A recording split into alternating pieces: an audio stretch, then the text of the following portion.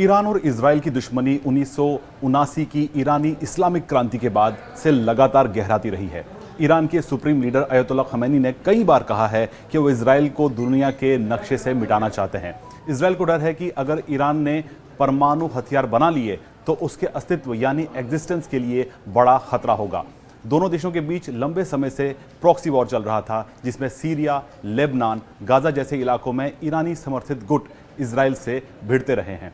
हालात तब बिगड़े जब इजराइल ने 13 जून को अचानक ईरान के सैन्य ठिकानों, परमाणु केंद्रों और तेल के प्लांट्स पर ऑपरेशन राइजिंग लॉयन के तहत बड़ा हवाई हमला कर दिया। इसमें ईरान के कई टॉप सैन्य अधिकारी, न्यूक्लियर साइंटिस्ट और आम नागरिक मारे गए। इसके जवाब में ईरान ने इजराइल पर सैकड़ों मिसाइल और ड्रोन दागे, जिससे इजराइल में भी जान-माल का नुकसान हुआ। ईरान के परमाणु कार्यक्रम को लेकर इजराइल और अमेरिका की चिंता कोई नई बात नहीं है। हाल ही में इजराइल ने ईरान के नतैंज यूरेनियम एनरिचमेंट फैसिलिटी समेत कई परमाणु ठिकानों पर हमला किया। इसका मुख्य कारण यही है कि इजराइल और अमेरिका दोनों को यह डर है कि ईरान अपने परमाणु कार्यक्रम की आड़ में परमाणु हथियार बना सकता है, जो पूरे रीजन के लिए खतरा बन सकता है।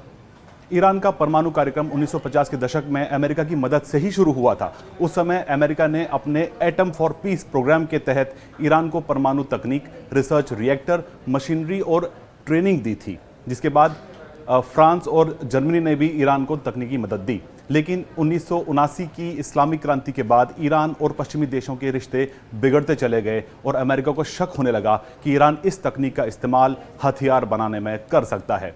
इजराइल की नीति हमेशा से साफ रही है कि वह अपने किसी भी दुश्मन को परमाणु शक्ति नहीं बनने देगा। इसलिए जब भी उसे लगता है कि ईरान परमाणु हथियार बनाने के नज़दीक पहुंच रहा है, तो वह सैन्य कार्रवाई करने से नहीं चूकता। अमेरिका की नज़र में भी ईरान का परमाणु कार्यक्रम एक बड़ा खतरा है। अमेरिका चाहता है कि ईरान तुरंत अपना यूरेनियम एनरिचमेंट प्रोग्राम रोके और अंतर्राष्ट्रीय नियमों का पालन करे। ईरान बार बार कहता आया है कि उसका परमाणु कार्यक्रम पूरी तरह से शांतिपूर्ण है, जैसे बिजली बनाना या मेडिकल रिसर्च। ईरान ये भी कहता है कि वह अपने परमाणु हथियार कभी नहीं बनाएगा, लेकिन अमेरिका और इजराइल और कई पश्चिमी देश इस पर भरोसा नहीं करते हैं। उन्हें डर है कि ईरान चोरी छुपे हथियार बनाने की दिशा में आगे बढ़ रहा है। ईरान अपने परमाणु कार्यक्रम को क्यों नहीं रोकता, सबसे बड़ा सवाल यही है। इसके पीछे कई वजह हैं। ईरान मानता है कि परमाणु तकनीक उसका अधिकार है और वह इसे छोड़कर अपनी संप्रभुता के साथ समझौता नहीं करेगा। उसे लगता है कि पश्चिमी देश उस पर जबरन अपनी शर्तें थोपना चाहते हैं। साथ ही ईरान को डर है कि अगर वह पूरी तरह से मान गया तो उसकी सुरक्षा और क्षेत्रीय ताकत कम हो जाएगी। इस पूरे विवाद का नतीजा ये है कि पश्चिम एशिया में तनाव लगातार बढ़ रहा है।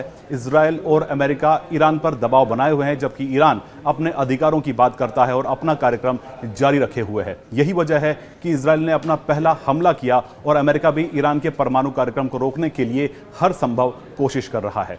सवाल यह है कि इस युद्ध में कौन किसके साथ है। इस युद्ध में इजराइल को अमेरिका, ब्रिटेन और फ्रांस का खुला समर्थन मिला है। अमेरिका ने इजराइल को एडवांस हथियार, मिसाइलें और सुरक्षा सहायता दी है।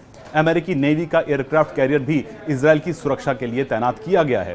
फ्रांस और ब्रिटेन ने भी इजराइल के सेल्फ डिफेंस के अधिकार का समर्थन किया है। ईरान के पारंपरिक सहयोगी रूस और चीन इस बार खुलकर मैदान में नहीं है। रूस यूक्रेन युद्ध में उलझा हुआ है और चीन भी सीधे हस्तक्षेप से बच रहा है।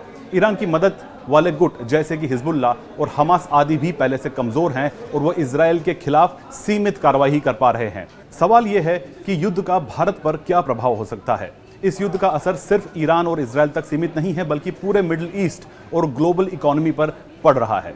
तेल की कीमतें $75 प्रति बैरल से ऊपर चली गई हैं, क्योंकि भारत अपना 85% ज़रूरत का तेल इंपोर्ट करता है, जिसमें 60% तेल स्ट्रेट ऑफ होर्मुज से आता है। अगर युद्ध लंबा चलता है तो पेट्रोल, डीजल और गैस के दाम भारत में भी और बढ़ सकते हैं, जिससे महंगाई और आर्थिक संकट गहरा सकता है।